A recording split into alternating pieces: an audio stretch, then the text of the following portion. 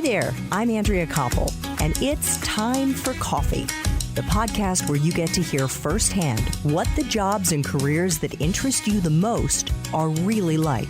Hey there, Java junkies. Welcome to Time for Coffee. I am so excited and honored that you press play. And you're going to be really excited too when you learn more about my next guest. Because if you love books and reading, whether nonfiction or fiction or maybe both, and the idea of editing manuscripts from gifted authors sounds amazing to you and getting to work with them on their books, and even if it hasn't yet, after listening to Jonathan Karp talk about his job at the Simon & Schuster publishing house, you may decide this is the career for you. So grab your mug and take a chug of your favorite caffeinated beverage, because it's time for another caffeinated career conversation. And my fascinating next guest is Jonathan Karp, the president and publisher of Simon & Schuster Adult Publishing.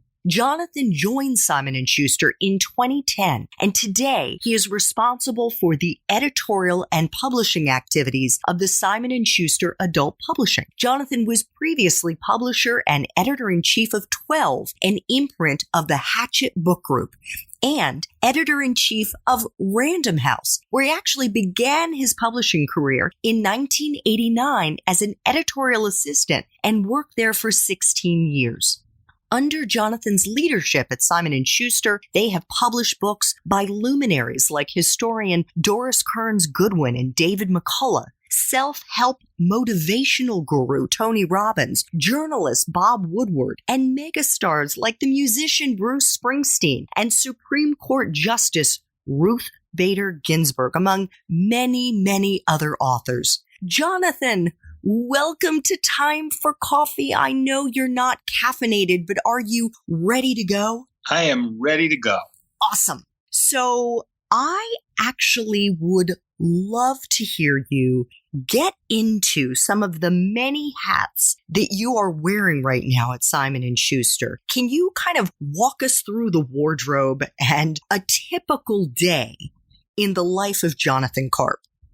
Well, I would like to tell you that I begin with a triathlon and then have Wolfgang Puck over for lunch. But it's actually a lot of meetings and email right now. And it's usually one meeting after another and a lot of email in between. It is a classic office job. I'm sitting here on the 14th floor in Rock Center. I'm overlooking the ice skating rink. I'm across the street from NBC, Midtown Manhattan. Somebody came in here the other day and said, this is a lot like what I imagined Mad Men was like. I don't think that was far off. Got it. So, Jonathan, in between all of those emails, or maybe I should say the content of those emails, who are you communicating with and what is it about?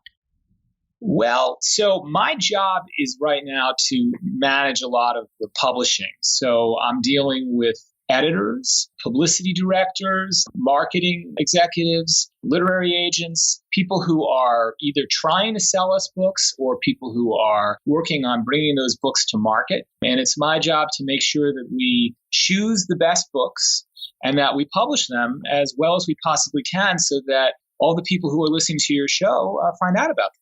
That's great to know. It makes me think, at least the image that comes to mind, Jonathan, is that this is very much a team sport. And as publisher, you're kind of like the coach who's making sure that all his players are working together collaboratively in order to move books from acquisition, presumably to the bestseller list. That would be the platonic ideal. And I will happily agree to that description of it. It sometimes feels a little bit more haphazard than that, a little bit more ad hoc. But the good part about it is that you come in every morning and you're really thinking about what you can do to make people aware of the books and also to get behind the right ones. It's an exciting job in the sense that we can publish anything. And a lot of people would like to write books. And there are obviously more people who want to write books than there are people who have time to read them. So it's our job to really be as much of a filter or a curator or a cultural gatekeeper, however you want to think about it. It's a responsibility we take seriously. We have a lot of passion for it. And it's an extraordinary opportunity to be able to get to decide what goes out there. And then it's really very challenging to figure out how to make people pay attention to it, even when you're sure it deserves a lot of attention. It's still hard to get people's attention because people are busy and they're distracted and there's a lot of stuff on Netflix. And so how do we compete with all that? That's what we wind up spending our time thinking about. Jonathan, in the introduction, I said that you are the president and publisher of Simon & Schuster's adult publishing. But I can imagine that there are some listeners who think there's only one publisher at a publishing house like Simon & Schuster. Can you share with our young listeners how many different publishers there are and why there are these verticals within a publishing house like Simon & Schuster? I'd be happy to. The reason why publishing companies they're broken up into a lot of small groups because it's impossible to read everything. So what you want to do is you want to get a core team behind every book. And that's easier to do if the company is broken down into divisions and then imprints. And they have lots of different names. So there's a publisher of Scrivener and a publisher of Atria and a publisher of Gallery. And editors, as they become more advanced, some of them become publishers in their own right. And really every editor is to some degree also a publisher. So there is sometimes more supervision, sometimes more management. Some people operate in their own little silos, but the end result is that you always have a bunch of advocates for a specific book. And we think we get better result that way because when you have people who really believe in it and have really read the material and thought a lot about how to put it across to the public, how to best describe it, how to proselytize on behalf of it, you're more likely to connect with the larger readership out there. If you had everybody working on everything, it would be much more shallow and maybe a little bit less personally satisfying because you can never really go deep and really get into it. Yeah, absolutely. Now, when you said that some editors are also publishers, what did you mean by that? What's the distinction? Well, the distinction can sometimes be a little hard to understand on the outside. Basically, the book often begins with the editor. So when a literary agent or a writer sends something into a publishing house, the editor is the first person to read it. And the editor is the one who goes to other people and says, I think we should publish this. Now, some of those editors, after doing it for a number of years and really getting a lot of experience and an understanding of the marketplace and also a better understanding of how the publishing house works, those editors don't need a lot of supervision or a lot of management, and they just wind up running their own thing. So we have some very senior editors who basically, whenever they want to buy something or publish something, they have the latitude to do that. But that takes a lot of time and a lot of experience before you can usually do that. I was an editor for about 16 years before I really had that kind of latitude. So that's what I mean. But every editor really is, though, the publisher of his or her own books. And a typical editor may acquire anywhere from 8 to 20 books in a year. And so those books start with the editor, and then it fans out and other people become integral to the process. Every book needs a really good publicist. There are assistants who help shepherd the book through the production process. There are copy editors. There are designers. There are, of course, people in sales and marketing to get the book into bookstores and to make people at the consumer level aware of it. There are a lot of different people involved in the books, and they're all essential to the success. It really is a collaborative business. It does usually, however, begin with that first submission to the editor. So as you said, Jonathan, you spent much of your earlier career as an editor, and you have a wonderful reputation for picking authors whose books have ended up selling incredibly well and often to tremendous critical acclaim. Can you break down for us what your considerations are in making an acquisition? And by that, I mean the decision to sign on a particular author and pay them a bonus or some kind of an advance to write a book. And perhaps you could use Seabiscuit as an example. That was the first book by author Laura Hillenbrand.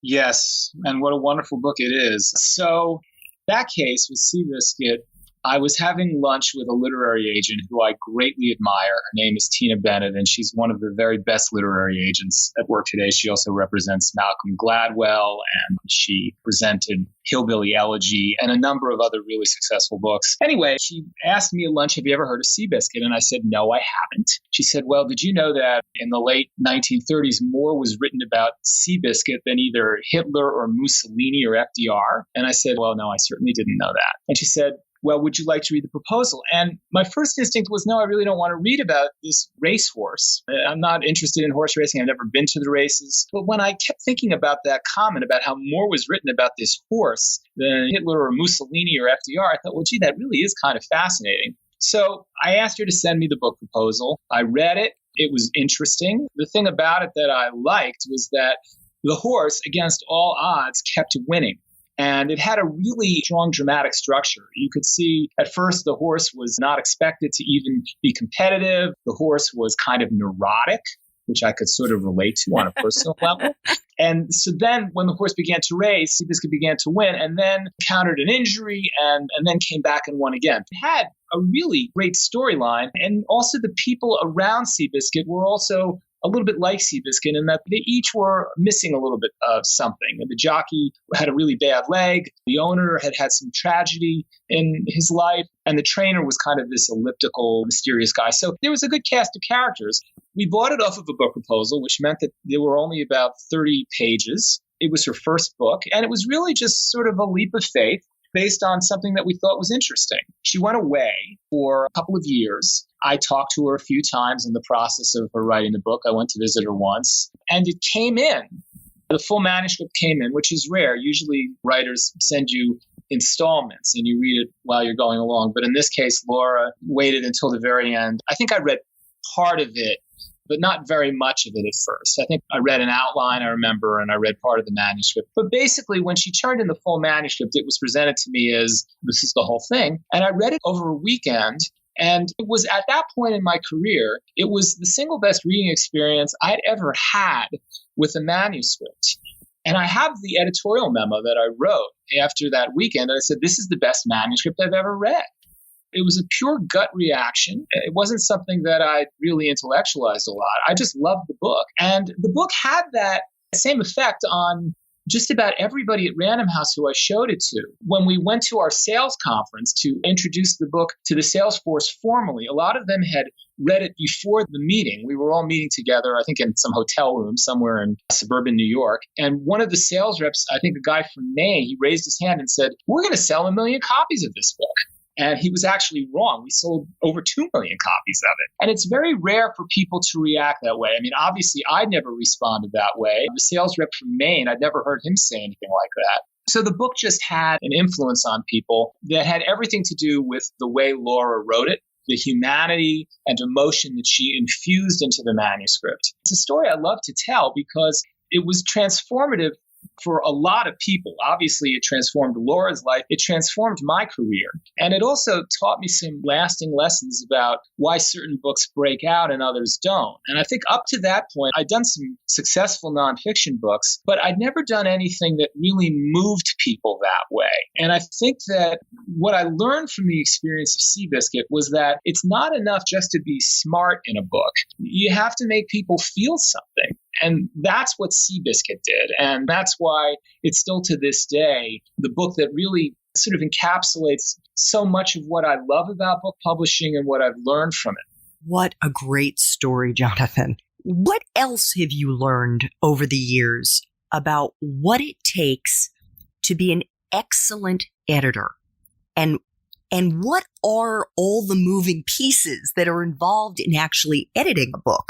That's a great question. I think that there are a lot of qualities that I value in editors. I think, first of all, creativity. I think an ability to come up with ideas. I think that a lot of people think that editors wait for the submission to come. They wait for the book to be sent to them. And actually, I think the really great editors are out there and they're either trying to come up with ideas or they're trying to meet writers. Even if you're editing fiction, You might write a fan letter to an author and wind up working with that writer. I think creativity, I think being able to articulate what it is that's special about a book or meaningful about a book really, really matters. The editor is the first advocate for the author. Think about it. If the first person who's reading the book doesn't make a good case for the book, it's possible that nobody else in the publishing house is really going to take any time to read it. We have launch meetings within Simon & Schuster, and the editors get up in front of a group of people, and they tell all the people in sales and publicity and marketing why they love the book.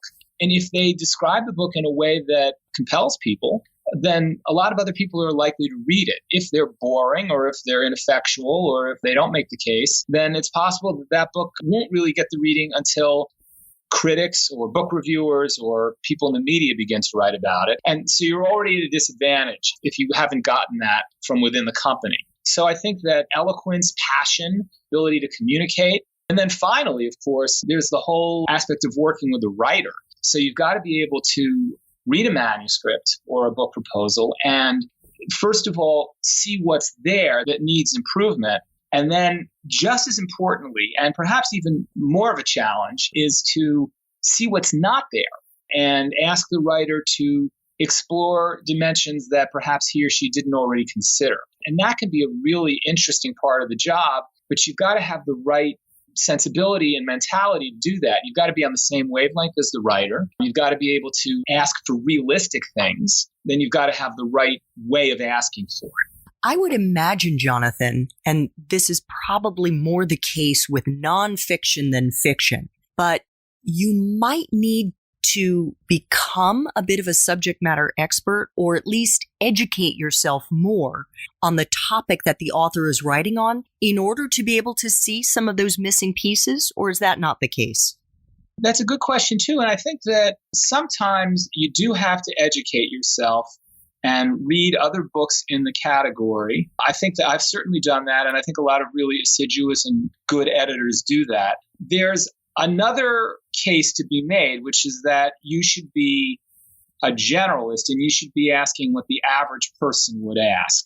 And you could also argue that it's up to the author to make sure that they really know what it is that he or she is writing about. So when I've edited books, I've tried to be aware of what's generally known about a subject, but I can't get a PhD in everything I edit. So I do have to put a lot of faith in the author. And actually, contractually, the author is warranting that his or her work is accurate and is original. There is that onus on the author. Absolutely. Jonathan, in one interview that you gave, you said that you have actually been more successful with nonfiction than fiction, and you think that's because you're a guy. Can you explain that to our listeners, some of whom are young men who may be thinking about getting into editing? Why do you think it's easier for a woman to edit fiction than for a man to do so? Well, I think it might be easier to succeed commercially if you're a woman, just because more of the people buying books are women. So my comment was made on the assumption that women understand what women want better than men understand what women want. And I realize that that is an assumption that goes back to Freud, and I'm not going to stand by that forever. I think that these things are highly subject to your own opinion, and there are some very successful men who edit books that a lot of women read. But by and large, a lot of the fiction that is published today is edited by women. I mean, if you were to do a statistical analysis of the number of books that are published and sold and bought, you would find that much more than 50% and maybe even more than 60% are bought by and for women. Isn't that interesting? And is it more on the fiction side than nonfiction, or is it both? No, I was speaking about fiction. Okay, got it. Jonathan, I'd love to flash back, if we could, about 30 years to when you were starting out in the publishing industry. And I know that you spent a few years as a newspaper reporter before you decided to move into publishing. And I'd like to ask you about your time working at the very bottom of the totem pole as an assistant to a very well-known editor at Random House, Kate Medina. And you worked for her for about 3 years, doing what would to an outsider appear to be kind of mundane tasks like typing up memos and letters that she dictated to you and taking notes in meetings and overhearing Kate speak on the phone with agents and authors. Can you share what influence these seemingly mindless or rote responsibilities and interactions had on you as a young person in the industry?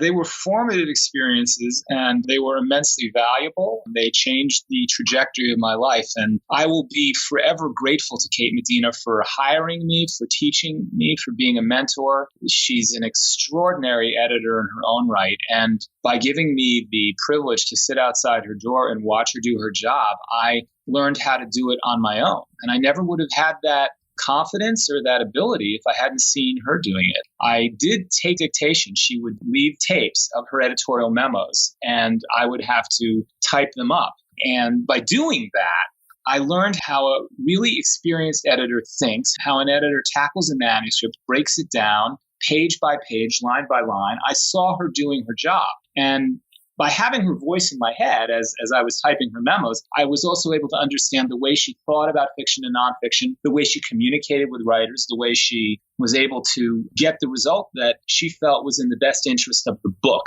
It was immensely valuable. I can't imagine a better way to learn. So, as I said, I'm grateful to her forever. In our Espresso Shots interview, which will air separately from this one, you mentioned that this is an industry of apprenticeship. And you impressed upon me just by the way that you went out and interviewed for several jobs at different publishing houses, how valuable these entry-level jobs can be because of who you report to and what you learn on the job. What advice do you have for our young listeners who want to break into publishing? What should they be doing as they evaluate where they're going to work and who they will work for? Well, so when I was applying for the entry-level job at Random House, I did interview at several other places. And I was about 25 at the time, and I worked for a couple of years for newspapers and journalism. So I was experienced enough so that I was probably going to get hired. And I was in an advantageous position in that regard. I hired my own boss in a way. That's sort of how I felt. And that was something that Kate felt about her boss at the time, too, that she hired her boss. And I always sort of thought that that was a really empowering way to think about going into an entry-level job, that you're actually picking the person you want to work with because you're going to be counting on that person to advance your own career. And in Kate, I had somebody who I knew would be an advocate for me. And the reason I actually liked her position more than the others that I interviewed for was because I loved the books on her shelf. And one of the books that she had edited was a book called Loose Change by a writer named Sarah Davidson. It was one of my mom's favorite books, and I'd happened to have read it myself. And it was a book that I actually learned a lot from.